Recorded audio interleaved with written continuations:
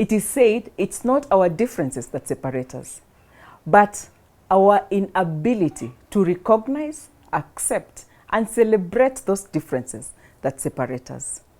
Today's topic, we are going to talk about embracing life, though different. And that is what my young, bubbly guest is going to talk to us about.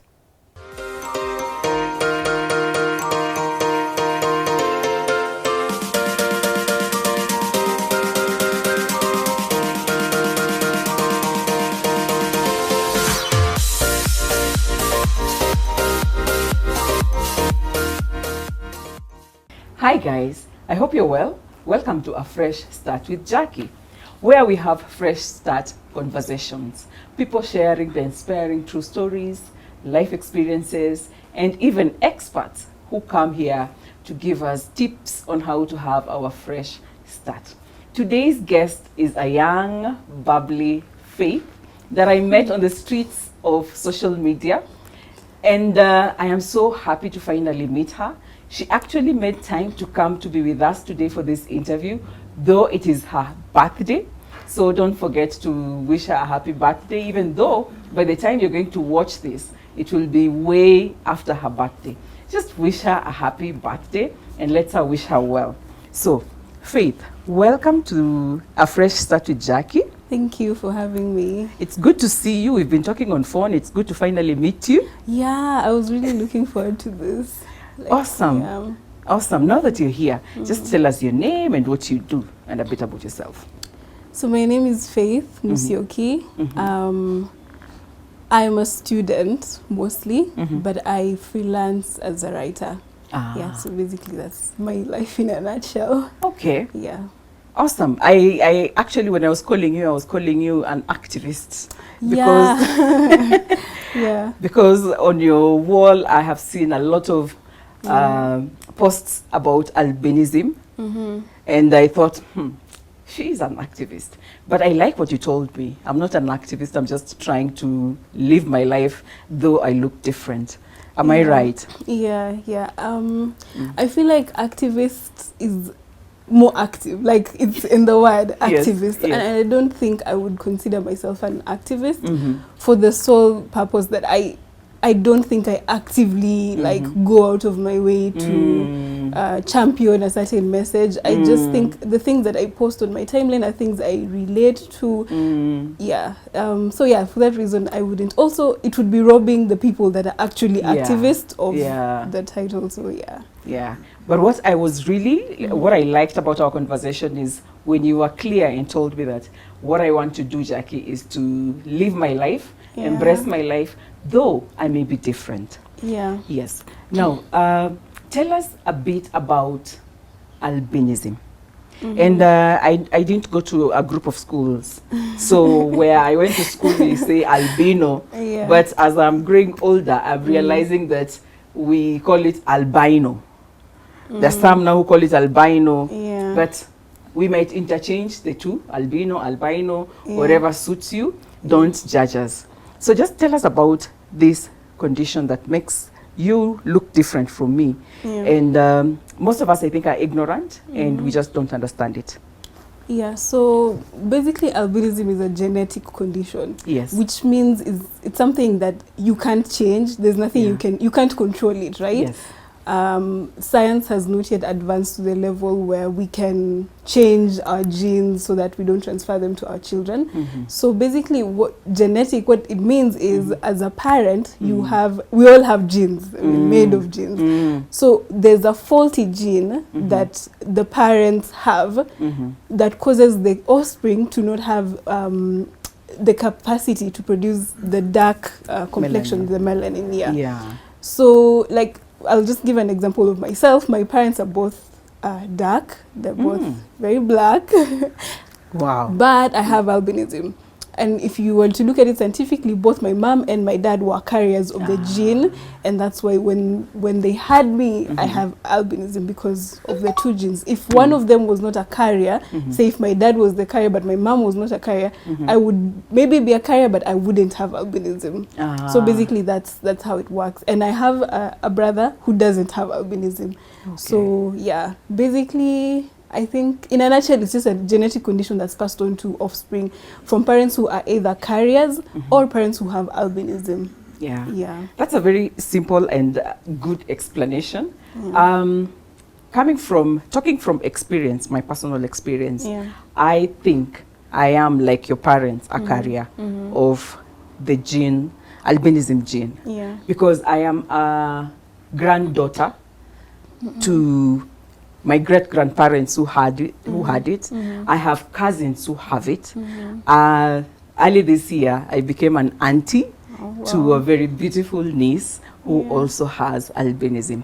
So I am a carrier of the gene, and I am sure maybe down the line, I'll pass it along, and we might have down the line somebody else again who is albino.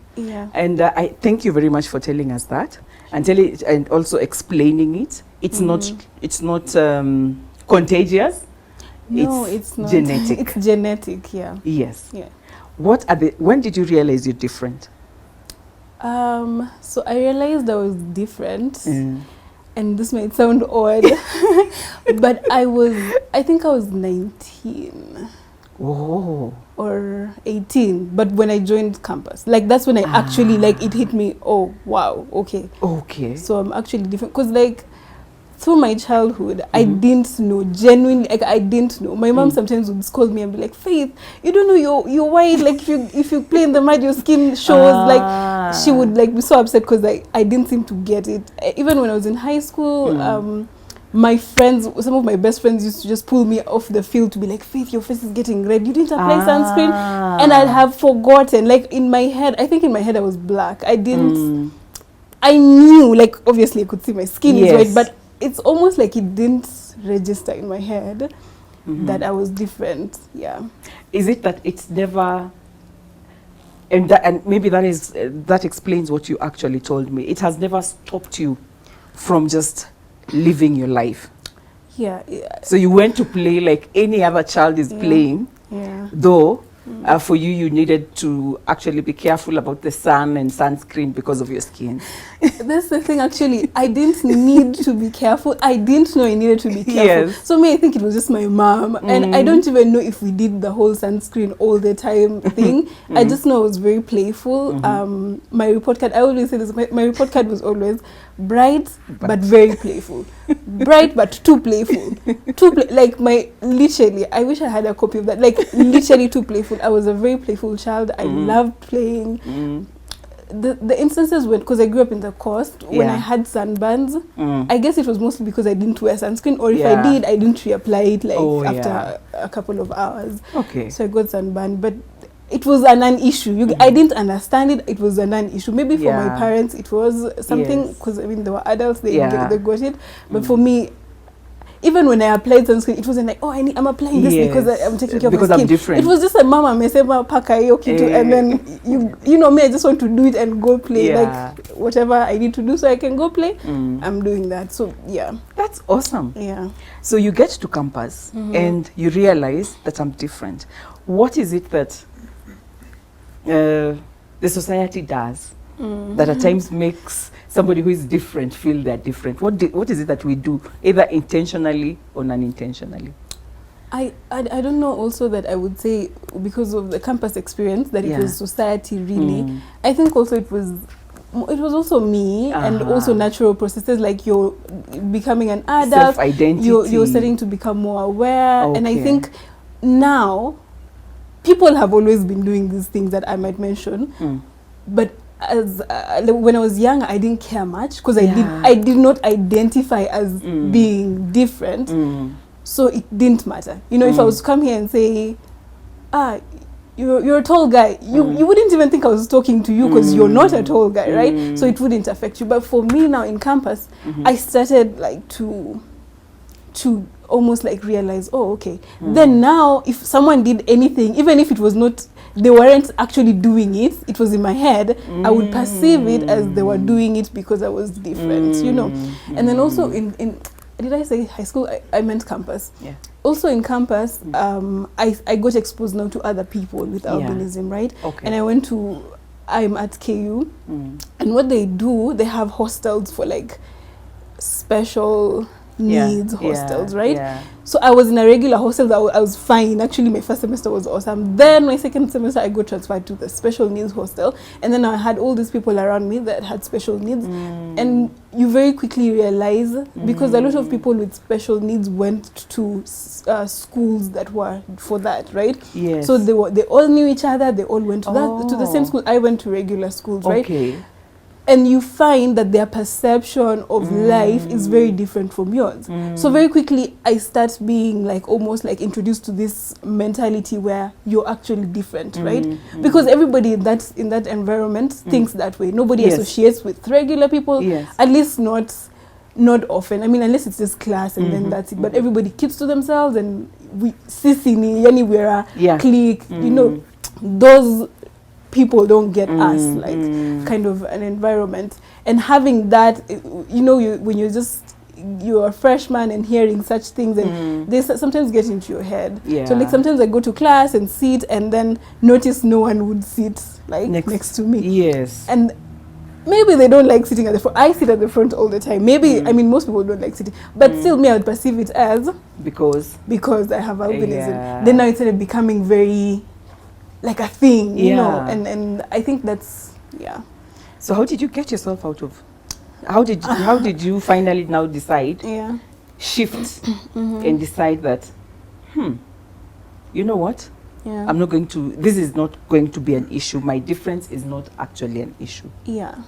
So you know how they say bring up a child in the way, that thing, so I think if it always catches up with you, like you always go back to yourself. I wasn't raised, my parents never ever, like, even I never felt, it's almost like I didn't have any condition. You know, my mom beats me like where you know, like there wasn't as you're being pampered or you're being special. Hey, it is special. Me at some point I even thought my mom adopted me or something. She didn't like me, and there's a time I hated her. I was like, this woman is not my mom. So I didn't have that growing up. So I think with time, because you know you're not in a happy place when you're constantly feeling like, oh, people are doing this because I'm this. You're not in a happy place really. So I think I think even my personality, I'm just a happy person, and it wasn't me. So I just had to like talk myself out of it. I had to just, it was just basically talking myself out of it and just changing telling myself, your mindset exactly, and telling what you tell yourself, this isn't me. I've never thought like this. I might be different, but like I'm awesome. Like I'm good company. Why wouldn't anyone want to be my friend? You know, and you're really good company. Could be tortured to just self-talk and just like reminding yourself of like you have a lot to offer beyond your skin color. You know, it's never been a problem. Why would it be a problem now? So, and I think what you're saying also is the fact that it has never been a problem. You have lived happy, and right now you're starting to adapt to mindsets that are actually working against you. And you felt the need to change. What are some of the challenges that people who have albinism face? What are some of the challenges that they face? I think for the most part, it's the societal, like the discrimination. And also, you know, I'm very aware, like due to my interaction with other people with albinism, that not everyone had a childhood like mine. There's people like who genuinely like have had a very like rough childhood, rough upbringing because of their albinism. Like one of the ladies I really look up to, she's actually now an activist. She was abandoned by the mom, and she was raised by the grandmother. And you see, like growing up with such trauma, knowing somebody that was supposed to be the most present could not take care of you because your skin was different. It's very traumatic, you know. And then that shapes your mind, because if the most important people in your life were not there, why would some random stranger be good to you? You get so sometimes you might feel discriminated even if it's not happening, but sometimes it's also happening. And then there's always like the name calling on the streets. Now again, if you've had such a background, it affects you, like it gets to you when you're walking on the streets and somebody says something mean, or everybody's staring. Like it's just a lot of it, I guess, is the trauma, because of the childhood they've had, maybe because of rejection, exactly. And then coupled up now with just the society that we live in that is not very accepting of what they consider different. Yeah. I know you're young, but we learning and teachings can come from anyone. Today, for a parent out here who has a child that is different, and we're not talking only albinism, that they are different, what would you advise these parents to do? What do you think this child needs so that they can be prepared well to go out to the world and live a life full of abundance and fulfillment? Yeah, I think that's a good question because, you can't change, you might not be able to change a society. Yeah. I mean, those are people that have grown, they already have a set way of seeing things. You can't go change everyone. But like, if you're a parent and you have a child who's considered different, I think the one thing that really you can do is just love them. Is love them and just not treat them as though they were, they were different. And like be their cheerleader, like their number one person, and their safe space. Exactly, in their safe space. Because by the way, you see, my mom, as much as she was like really harsh with me growing up, my mom would fight. Like, she didn't, you're a man, you're a what? Like, I grew up in Watamu is small. So like, you almost know, you don't know everyone technically, but you almost know everyone, right? And people always ask, Kwani people didn't call you names? I'm like, my mom? Who's my mom? Ati call me what? Like my mom would literally be like, Ati, who said what? Let's go. Afunga leso, she will go.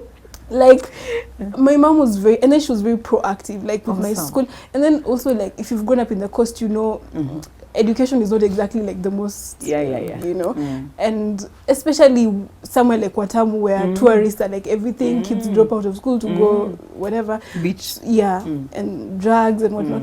My mom, she used to know my results before I knew them. Like, she'd come to school and be like, "Yoni namba gani umekuwa?" Like, I'm like, I don't even know. Like, she was very, like, she knew everything at all times, and she really like, and I think that whole aspect of like fighting for me and just being very protective, it makes you, it makes you sheltered, but in a good way. And you develop knowing that I'm worth being fought for, I'm worth being, it really helps you develop like a healthy ego also, which is important. And a healthy self-identity. Exactly. That is why even when you could feel yourself straying in campus and feeling, oh, this is not me. And you could quickly go back to what you actually had been taught to be. And we thank God for your mom. I thank God for her. We really, really, really thank God for your mom and for bringing you up the way she has. But how about an adult today who is still in the pity party mode and they're different? These ones are not in the hands of mom or dad. And the society maybe did not treat you well, or your mom did not do as well as you had hoped for. What advice would you give them? This one is a bit tricky because I really want to say, it's your life, that kind of talk. But also, it doesn't, in the real world, it doesn't exactly work like that. I think it has to get to a point where as an adult, you want more for yourself. Yes. Then if maybe this person that we're addressing has gotten to that point where they want more for themselves, then maybe now this can then they get to the part of. So what you're saying actually is that it is possible that even though your childhood might not have been so supportive, it is still possible. It's still very possible because I mean, I think I'm materialistic. And I love good things. I'm a Leo. I mean, I love good things. I love the finer things in life. And I want that for myself. You know what I mean? Yes. I don't want to be someone's project or someone's, like how in Kenya there's always, there's organizations for people with albinism. And there's always these meetings where you go and you get 500 bob. I would never want that to be my life. Like depending on someone to come get my story and then go make money out of it, and then hopefully I get like 500 bob. Like no, I wouldn't want that. And I hope that nobody wants that for themselves. And I think the moment you get to that space where you want more for yourself, you just imagine you get to a point you're like, you don't really care. Is that society's opinion going to pay your bills? No. Is it going to get you where you want to go? No. You know, at the end of the day, people will always have opinions. Even people that have color, those people that are really dark skinned, sometimes they feel like they feel discriminated. They feel like people don't think they're pretty enough. Or people. True. There's always going to be people that think whatever, as long as you're not, because we're not all the same, you know what I mean? So I think it's just getting to a point where you accept, okay, I'm not going to be everyone's cup of tea, but the people that matter, they're going to think you're awesome. You know, they're going to love you genuinely, and that's all you need. You don't need the whole society to be like, oh, we accept you, but as long as the people that matter to you, the people that help you meet your goals, you know, I think those people, if they encourage you and they don't see you as different, then that's all you need. Then also company is very important. I know it's cliche, but like the people, your friends and your crowd, your circle, it's so important. Because if you're in a circle of people who are always pity partying and they're like, oh, you know, we're different, oh, you know, this and that, you're never going to grow out of that. So like surround yourself also with people that don't always try and just bring out that, guy, you're so different, or guy, we are different, bringing you down. No, just hang out with people that I don't know, that will help you grow. Yes, you can add. Okay, I'm sorry, random. No problem. You know the thing you said about like, my whole thing is about living my life. So let me explain that. It's because when you're different, there's almost always a path that society is like, okay, we accept you. You know, when they accept you, they're like, okay, fine, tumekubali basi. But here is the blueprint. You know, we have accepted, but we have terms and conditions. And I usually feel like for people that are considered different, there's always that like that's why I shy away from the term activist. That's why for me, because it's an expectation almost. If you're outspoken, if you're different and like you have a different view, then I mean, why are you not giving your life to championing the rights of people, which is a very noble thing and it's a good thing. But imagine the one thing I always want people and the society to understand is, I know I sound like a broken record because I'm always saying this, but the same way you have a dark person that's annoying, like you just cannot stand. It's the same way you have someone with albinism that you will not be able to stand. The same way you have a really nice person with, you know, who's like chocolate, the same way you get, like there's people who are different are just that, people, right? They're human being first. Before exactly. The color. So people always assume, I know, like for me especially, I'm actually very introverted. I know. I'm very, like, I'm not the type of person to, if I walk into a room and I don't know people, I'll just be quiet.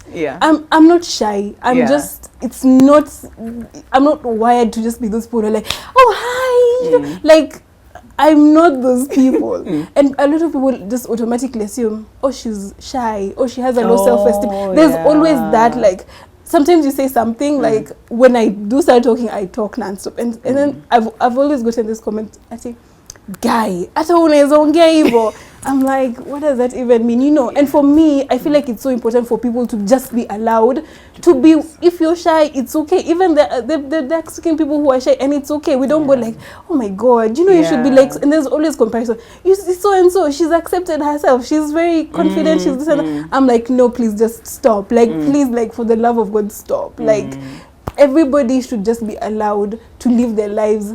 How, you know, maybe today I'm shy and then tomorrow something will happen to me and I'll just gain all this magical confidence and I'll just be that chick that walks in the room and it lights up or whatever. But now that I am this way, I just want to just be okay, not to be made to feel like, so that now because they've accepted me, my role to play is to now be like this and that way. That's what I meant when I said, like, I'm just wanting to live my life in spite of the fact that I'm different. I just want to be accorded normalcy, even though it's rare. But yeah, that's what I meant. Wow.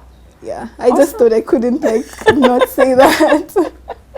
No, I'm Yeah. glad you said it, Yeah. and I'm glad also what I'm taking home is the fact that though different, I am human first. Exactly. I'm a human being first. Yeah, So that's I am true. packaged in different ways, with different personalities, different attitudes, different exactly. mindsets, just like any Anybody, other. Yeah. Sometimes you Yes. wake up on the wrong side of the bed. Yes, just Someone like will any talk other to you person. and you're grumpy. Like, don't talk to me. I don't Yeah. talk to any human being. Like, and then there is you're just nice and Yeah. you're okay. Like anybody else, and it should be okay. You Yeah. know? Yeah. That's Awesome. yeah. It makes sense. Makes totally. It makes total sense. I'm Yeah. glad. So Yeah. I can see. We can wind up. Yeah. I'm good now. Okay, guys. Thank you, Faith, for this conversation. It's been great.